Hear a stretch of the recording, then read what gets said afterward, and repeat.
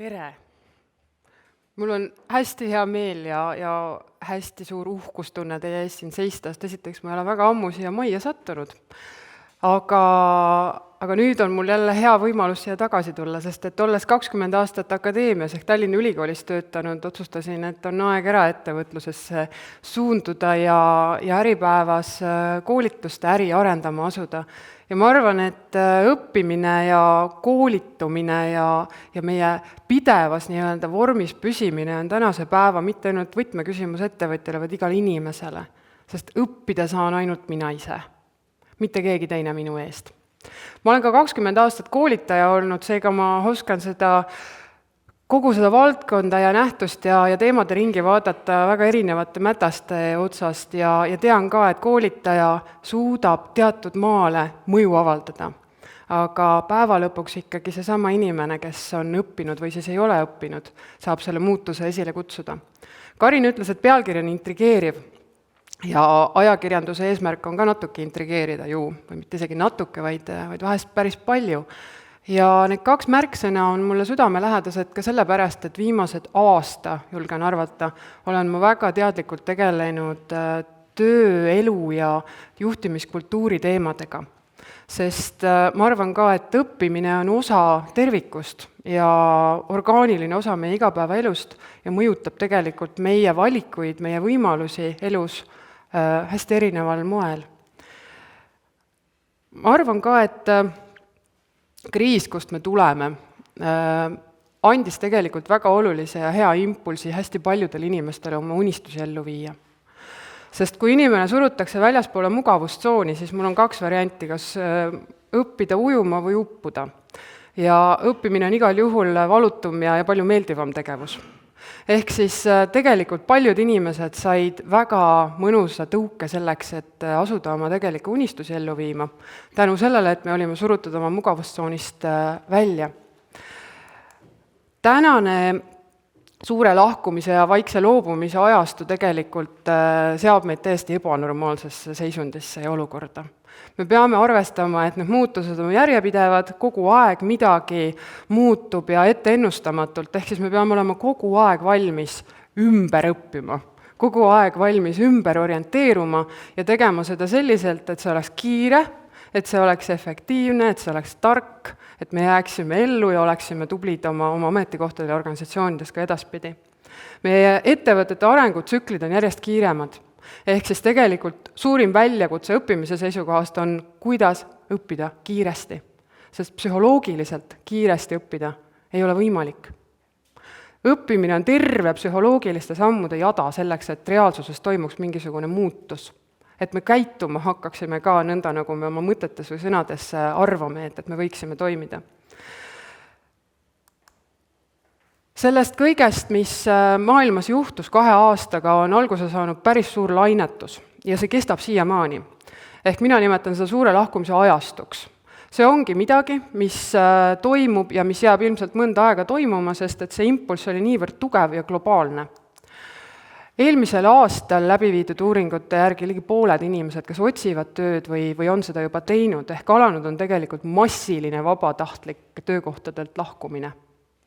Ja see kestab siiamaani, küll personalijuhid ütlevad, et me ei peaks seda kartma, sellepärast et igal ühel on siin tööturul koht ja nagu alguses, kui öeldud sai, et igal aastal on 5000 kuni 6000 töökätt vähem, siis on see suur väljakutse tööandjale olla endiselt atraktiivne ja hea nendele inimestele, kes meiega täna on, et me ei peaks otsima kogu aeg uusi inimesi.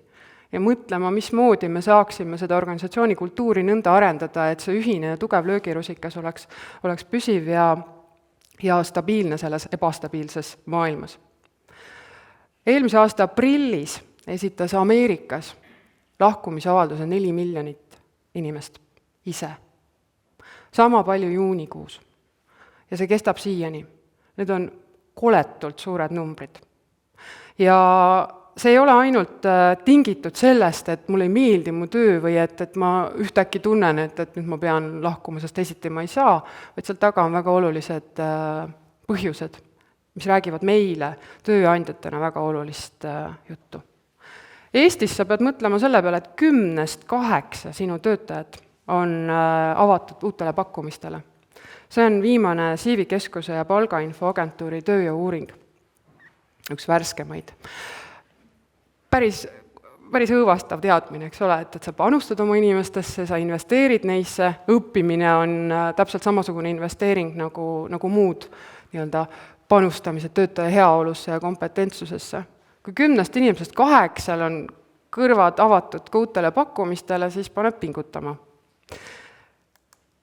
Mis on veel huvitav teada, et pea iga 5 noor, ehk siis 18 kuni 25, ütleme nii, ei kavatse üle aasta samas kohas töötada.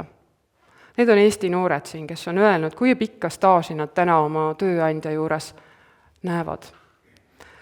Ehk siis meie töötsüklid järjest lühenevad, kui me noort põlvkonda vaatame, see on paratamatu, sest noored ongi riskidele altimad ja rutiinile tundlikumad, ehk siis nad tahavadki uusi asju proovida ja sestap kui vanemate inimeste puhul võib-olla selline töötaja heaoluga tegelemine, nende hoidmine ja nendesse investeerimine on selline pikaajaline investeering, siis noortega me peame teatud asjaoludega leppima. Kui neil kogu aeg põnev ei ole, kui neil kogu aeg ei ole uusi drive'ivaid väljakutseid, siis nad lähevad uue väljakutse vastu. Liiguvad ennekõike need, kelle rahulolematus on suurim. Ja see on ka see, miks me tegelikult peame tegelema oma töötajate rahuloluga. Et Harvard Business Review ütleb, et kõige suuremad liikujad on vanuserühmas 30–45. Ja Toobe uuring ütleb, et tegelikult ikkagi Millenniumi ja Z-põlvkonnad mõlemad liigutavad seda suundumust. Ehk siis kõige tööealisem, kõige võimekam seltskond liigub, mis on ka normaalne sellepärast, et teil on ka justkui rohkem võimalusi ja valikuid tööturul. Töötajate enesekindlus on töö vahetamiseks märkimisväärselt kasvanud ja tegelikult kasutatakse juba mitte tööturu nii-öelda mõistet, vaid töötajate turu mõistet. Et meil ei ole enam tööturgu kui sellist, meil on töötajate turg, mille nimel me peame pingutama ja kust oma parimad leidma ja hoidma siis, et meie parimad sinna ei naaseks. Ja huvitav on veel see, et kõrge tööst loobumise määr näitab, et inimesed usaldavad oma kompetentsust ja konkurentsivõimelisust tööturul ja see on omane ennekõike kõrge majandusliku stabiilsuse ja madala töötuse määraga nii-öelda olukordadele. Ma ei ütleks, et meil väga kõrge majanduslik stabiilsus hetkel on. Tegelikult on üsna ebastabiilne ja tulevik on tume ja inimesed tunnevad ennast hõredalt, aga ometi juletakse liikuda. Võib-olla mõningaid muid otsuseid elus lükatakse edasi, mis puudutavad meie majanduslikku heaolu ja stabiilsust, aga töö on justkui midagi, mis annab ja mõjutab meie elu niivõrd palju ja fundamentaalselt, et selle vahetamine teatud olukordades on mõistlik mõte. Sest kuskil on parem või makstakse mulle lihtsalt paremat palka. 77% Eesti noortest hindab, et nad leiavad vähem kui 4 kuuga endale uue töö. Kust need muutused tulevad ja miks need lainetused meid täna nii palju mõjutavad ja jäävad ilmselt pikaks ajaks mõjutama, on ikkagi COVID-pandeemia kogemus, mis andis inimesele väga nahalähedase kogemuse sellest, et on võimalik teistmoodi toimida ja on võimalik oma töö ümber korraldada nõnda, et ma ei pea istuma nii-öelda hommikust õhtuni oma kontorilaua taga ja ühtlasi tegelikult andis hea äratundmise, et see tööandja, kelle juures ma töötan, ei pruugi olla minu unistuste tööandja. Ehk siis tegelikult kriis toob meis esile nii meie parimad ja tugevamad küljed, kui ka meie halvimad küljed. Mis lükkavad seda liikumist tagant? Esiteks see kõige olulisem hügieenifaktor ehk palk, mis ei käi ajaga kaasas, mis on jalgu jäänud elukalliduse tõusule ja loomulikult, kui keegi pakub mulle 2 korda suuremat palka sarnase töö eest, siis on otsustamise koht üsna lihtne. Aga ka karjääri ja arenguvõimaluste piiratus, ebasobiv töökeskkond, võib-olla ebasobiv juht, puudulikud hüvitised, pikaajaline rahulolematus, mis nüüd ühel hetkel kulmineerub, et nüüd on aeg vaadata mujale. Aga ka hirm teatud töid teha, mis ajendas Ameerikas ennekõike selle hirmus suure lainetuse, sellepärast, et teatud tööandjad sundisid inimesi töötama seisukordades ja olukordades, kus nad tegelikult kartsid oma elu ja tervise pärast. Sest et kui pandeemia vallandus, siis esimene asi, mis vallandus, oli ka hirm. Ja paljud inimesed olid valmis selle pärast loobuma vabatahtlikult oma tööst, et nad ei tahtnud selle sunniga lihtsalt oma tervist ja elu ohtu seada. Aga kindlasti ka piiratud töövõime, mis tabas paljusid inimesi läbi COVID-i põdemise. Kõige olulisem tööst lahkumise põhjus, aga ei ole palk, ei ole rahulolematus, ei ole hirm, vaid soov teha paindlikumat tööd. Seda räägivad uuringud ja seda ütleme meie ise. Me oleme saanud teadlikuks oma tegelikest võimetest ja oma tegelikest valmidustest ja võimalustest ja me kasutame seda võimu väga targalt ära, ehk siis seame enda tingimused tööandjale. Paindlikkus, mis alates augustikuust on nüüd igale tööandjale kohustuslikuks pandud lausa võimaldada oma töötajatele, on saanud väga normaalseks valuutaks, millega kaubelda. Ehk siis, kui mulle paindlikkust ei võimaldata, siis mul on võimalus valida. Ja hea on teada ka seda, et kui me tegeleme tööandja kuvandiga ja oma mainega potentsiaalsete töövõtjate silmis, siis uuringute järgi need ettevõtted, kes pakuvad paindlikku töökorraldust, on 7 korda atraktiivsemad. 7 korda. See on päris märkimisväärne vahe. Suure lahkumise tuules on hoogu võtnud sotsiaalmeediast alguse saanud suundumus, lainetus. Ja selleks on vaikne loobumine. Mis minu arvates loobumine eestikeelses mõttes on võib-olla selline allaandmine või nagu pigem negatiivse konnotatsiooniga sõna, aga tegelikult seal taga on väga positiivne trend. Inimesed on võtnud nõuks teha täpselt nii palju, kui on vaja, selleks, et mitte läbi põleda. Ja sõbrad, see on väga positiivne äratundmine. Ma olen valmis tegema seda tööd, mida ma teen, aga ma ei tõmba ennast ribadeks. Sest et sellest on saanud mingil hetkel normaalsus. Kõik pingutavad rohkem, veri ninast välja nii palju, kui ma jaksan selle 24 tunni sees, mitte 8 tunni sees. Järjest enam on inimestele jõudnud kohale, et see minu ressurss, minu aeg, minu tervis, minu elu on palju tähtsam mulle isiklikult kui see, et ma pingutan iga päev 2 korda rohkem, kui minult oodatakse. Ja see on positiivne tendents. Juhile on see väljakutse, kuidas sõnastada õigeid eesmärke, et inimene need 8 tundi, kui ta on valmis panustama, teeks eesmärgipäraselt oma tööd ja tõepoolest mitte ainult ei istuks neid tunde seal õhtusse, vaid annaks endast ikkagi parima selle kokkulepitud ajaraami sees, mis me oleme üksteisele lubanud. Aga muidugi selle sotsiaalmeedia kampaania selliseks taustajõuks on ka katsetamine, ehk et kui vähe ma võin teha selleks, et mitte saada noomida või lahti lastud saada. Et see on jälle teine äärmuseks. Et selles mõttes ükski äärmus ei ole hea, aga mõtteviis kui selline, panustada täpselt nii palju, kui vaja on, ei ole, ma arvan, üldse mitte halb. Küsimus on selles, kas sa oled valmis andma endast parima. Vaikse loobumisega tegelikult vaikselt tekib ka nii-öelda vaikse lahkumise efekt, ehk siis kui inimene tunneb, et minu aega tegelikult ei väärtustata ja tööandja ikka ootab, et ma annaksin rohkem ja paremini või kiiremini ja ma pean maksma lõivu oma tervisega, siis mul on tõenäoliselt põhjust üle vaadata oma võimalused jätkata selles ettevõttes. Tiina Saar ütleb, et inimesed said pandeemiast niivõrd olulise ja hea tõuke, olemaks julged oma valikutes ja oma nõudmistes, et ma tahan ise valida oma aja ja oma koha töö tegemiseks, peaasi, et töö saab tehtud. Ja ka see, ma arvan, on normaalne. Kõikide tööde puhul seda loomulikult ei saa teha. Kui ma räägin oma hea kursusekaaslasega, kes toimetab mammas personalijuhina, siis ta ütleb, et aga ma ei saa saata oma töötajaid koju pliidi äärde pannkooke küpsetama. No ei saa. Aga on paljusid töid võimalus teha Palilt või Austraaliast või Paidest, kust iganes. Et kui ma näen, et inimene suudab oma potentsiaali rakendada kõige paremal võimalikumal moel, tehes tööd sealt, kus talle kõige paremini sobib, siis miks ma ei peaks seda võimaldama? Meeskonna tunnet, organisatsiooni kultuuri, töökultuuri saab hoida ka nii, et mul inimene ei istu pidevalt nina ees, sest mina ju ei saa kontrollida, mis ta tegelikult mõtleb või see laua ääres teeb ja ma ei peagi seda tegema.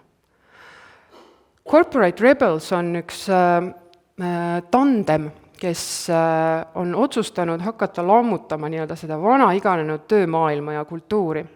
Ja kui teid huvitab selline mässumeelne juhtimise idee, siis ma soovitan nende tegemistega tutvust teha. Ja see mässumeelsus ei ole üldse midagi ebaadekvaatset, et läheme barrikaadidele ja hakkame lammutama, vaid tegelikult see on nii-öelda talupojamõistusest tuletatud parim praktika, mida peaks iga organisatsioon läbi mõtlema, kuidas uues maailmas toime tulla nii, et töötajad oleksid meiega kaasas nendes muutustes, mitte nii-öelda toiduahela viimased lülid, kes peavad ennast pidevalt mobiliseerima.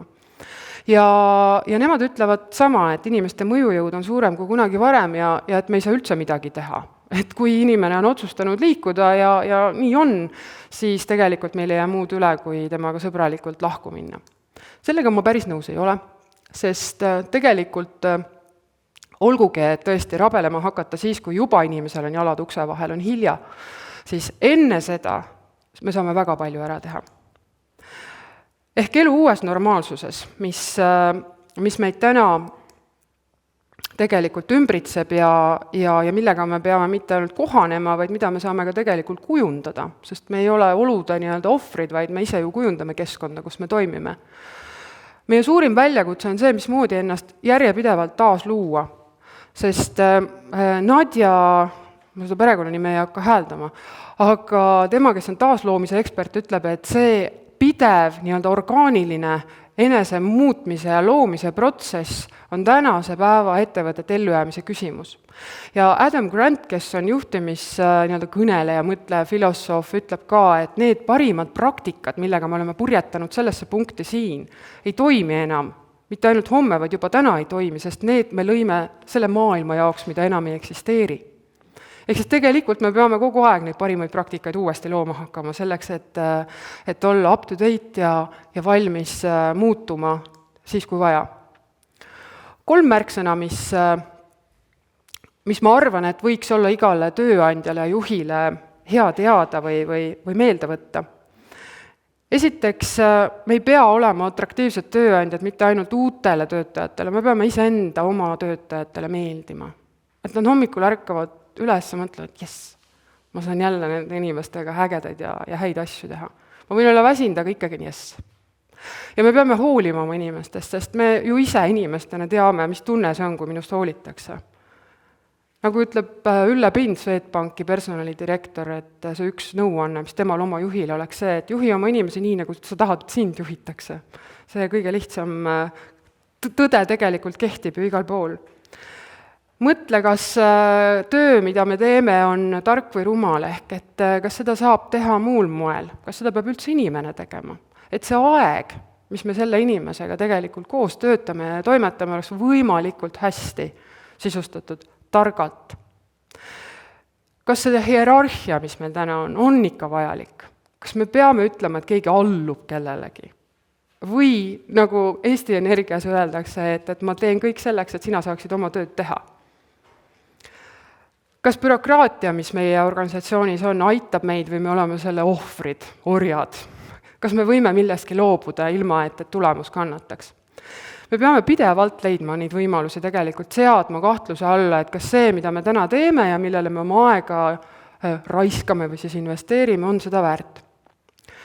Ja üks oluline märksõna veel, mis on tegelikult selline võib-olla liiga emotsionaalselt laetud, aga ma arvan, et kust me ennast ära tunneme, on ka see, et kas ma tõesti leian selles ettevõttes väljundi oma kirele, oma motivatsioonile, kas ma tahan seda tööd teha või ma pean seda tegema.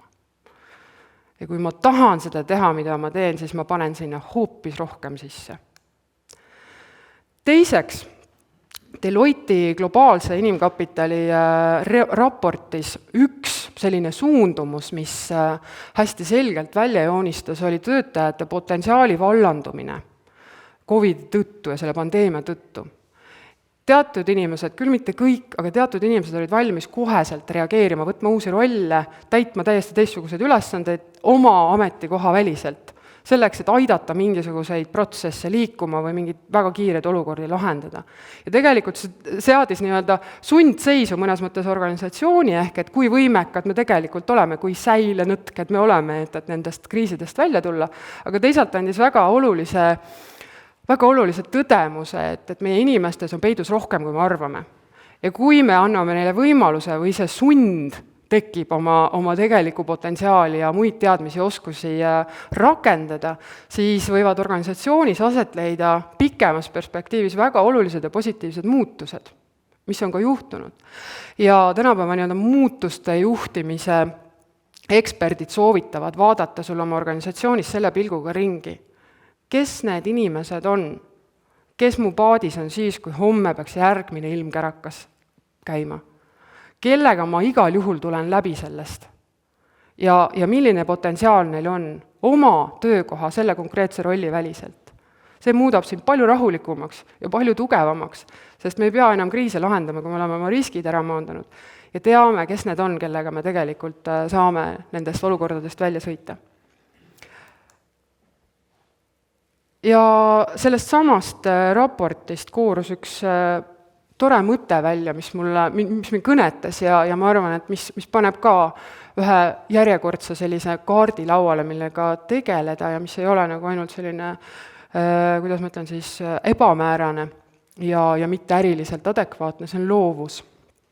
Me ei räägi siin joonistamisest, laulmisest või suurtest kunstidest, me räägime paindlikkusest ja dünaamilisusest, leida uusi lahendusi, olla loov. Ma tean omast käest, et kui sa oled väsinud, siis sulle tuleb ühtegi head ideed pähe. Siis pead lihtsalt puhkama, pausi võtma. Aga see valmidus kogu aeg lahendada ja võtta väljakutseid challenge'ina, mitte järjekordse probleemina, mis mind järjest sügavamale auku tõmbab, see on hästi-hästi oluline omadus selleks, et olla värske ja tugev löögirusikana. Ehk ülikiirelt uute lahenduste leidmine nõuab nii tegelikult õppimist, olla kogu aeg kursis sellega, mis võimalused mul on järgmisena. Ja tegelikult valmidust ka mõelda raamist välja. Ja see on midagi, mida tegelikult õppimine aitab ja peaks ka toetama, et näha raamist välja. Ja kolmas märksõna, milleni ma tegelikult tahangi välja jõuda, on rahulolu. Mida rahulolevamad sinu inimesed ettevõttes on, seda vähem nad mujale tikuvad. Ja nii ongi. Ja rahulolu ja töö heaolu käivad omavahel käsikäes. Kui inimene on rahul oma tööga, siis ma panustan ja pühendun ka rohkem ja minu perspektiiv ettevõttes töötada on pikem. Ehk siis me oleme lojaalsemad, rahulolevamatena, me anname rohkem ja me muudame tegelikult oma tööga mitte ainult oma töölõiku paremaks, vaid kogu ettevõtet. Ja sealjuures me peaks jälgima, et kõikide nende suurte lahkumiste ja töökäte puuduse ja muude väljakutsetega, et me ei koormaks oma häid inimesi üle. Sest reeglina on nii, et kes teeb head tööd, sinna antakse ikka rohkem juurde, eks. Ja võib-olla see hea ja lojaalne töötaja ei tule, ütle sulle, et kuule, natuke palju on, et teeme ikka ära, sest ma usun sellesse organisatsiooni ja ma olen valmis panustama. Aga ühest hetkest enam ei jõua ja siis võib juhtuda see, mis meile kõige rohkem rõõmu ei tee. Ja et ootused oleksid adekvaatsed, mida me oma inimestele esitame, sest me kõik oleme selles tantsus koos. Alex Liu, kes on juhtimiskonsultatsiooni firma Greeni juht, refereeris 2 uuringut, mis viidi militaristide seas läbi 2018 aastal ja 2021. Ja nad mõõtsid töörõõmu. Aga mis meid kõnetas nende uuringute juures oli see, et pandeemia tegelikult õpetas meile, et hoolitsemine üksteise eest, rõõmu leidmine ka rasketes hetkedes ja tähenduslikkus selles osas, mida me teeme ja kuhu me oma aega paneme, on tähtsad. Ja me oleme selle kaasa võtnud endaga, sest see on midagi, millest ma enam ei tahaks loobuda. Ja kui ma olen selle omaks võtnud, siis ma tegelikult otsin seda järjepanu enda keskkonnast edasi.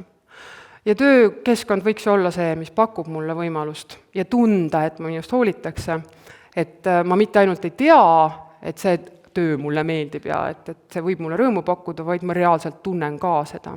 Sealt uuringust muide tuligi välja, et inimesed tunnetavad oma seda töörõõmu märkimisväärselt vähem, kui nad tegelikult mõistavad, et see võiks mulle rõõmu pakkuda, et see reaalne elu ja ootused ei käi sageli käsikäes.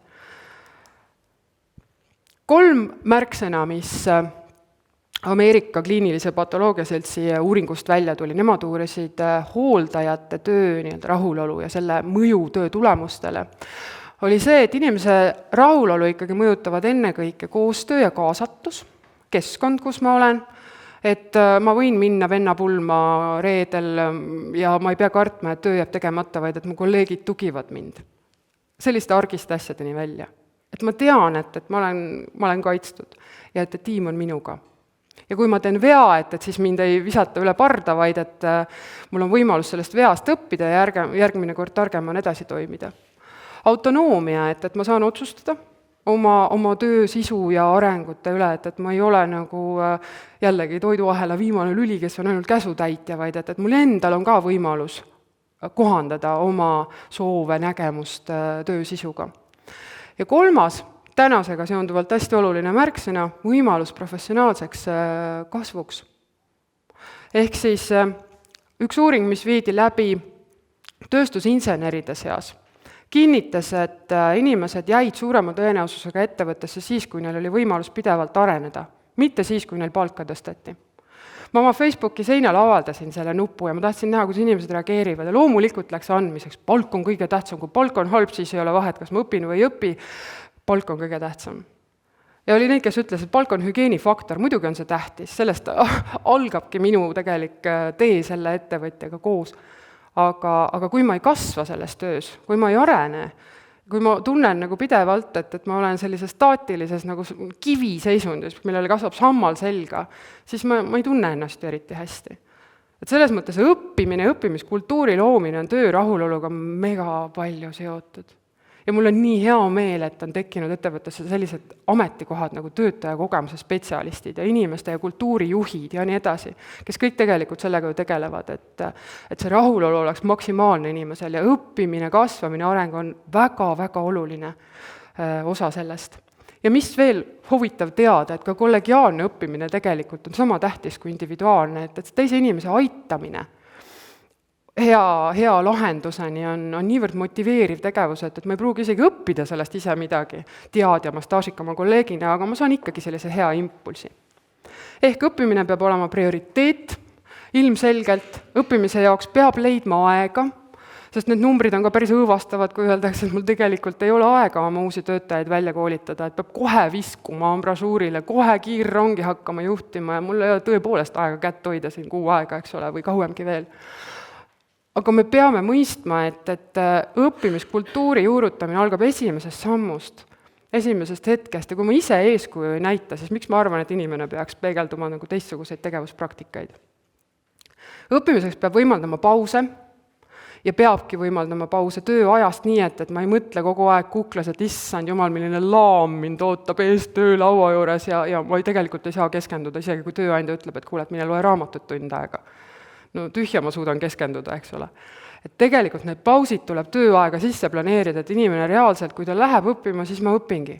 Ka tööampsude võtmine, mis statistika järgi on 8 minutit kuskil, üks tööamps nii-öelda, mida inimene on valmis oma tööajast ampsama, need nõuavad samamoodi aega ja õiget seisundit, et ma reaalsuses õpiksin ka midagi ja midagi talletuks. Lõpetan positiivse uudisega. Tegelikult ongi positiivne see lugu, sest et meile nii-öelda õppimiskultuuri arendajatena on see ikkagi väga oluline ja hästi tõestust leidnud fakt, et õppimine mõjutab meie inimeste karjääri, pikemaajalist püsimist ettevõttes ja panustamisvalmidust. Ja me saame midagi ära teha, et meie head töötajad ei läheks ära ja need, keda me tahame saada, need tunneksid ära, et jah, see on see keskkond, kus ma tahan ennast panustada. 80% Eesti juhid arvavad, et kõige prioriteetsem teema on õppimine. Mina loodan ja panen teile südamele ka, et tegeleme siis sellega. Ärme ainult ütle, et see on tähtis, vaid teeme iga päev midagi, mis aitab seda õppimist edendada, toetada, et meie inimesed tunnevad, et nad arenevad, et nad võtavad ise vastutuse selle eest, et ma õpin ja arenen. Et me anname need ohjad nende kätte. Mis muud kui õppimiseni. Aitäh!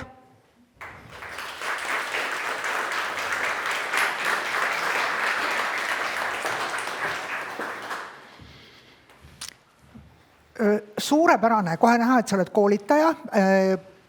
Palju oli sellest ettekandest õppida.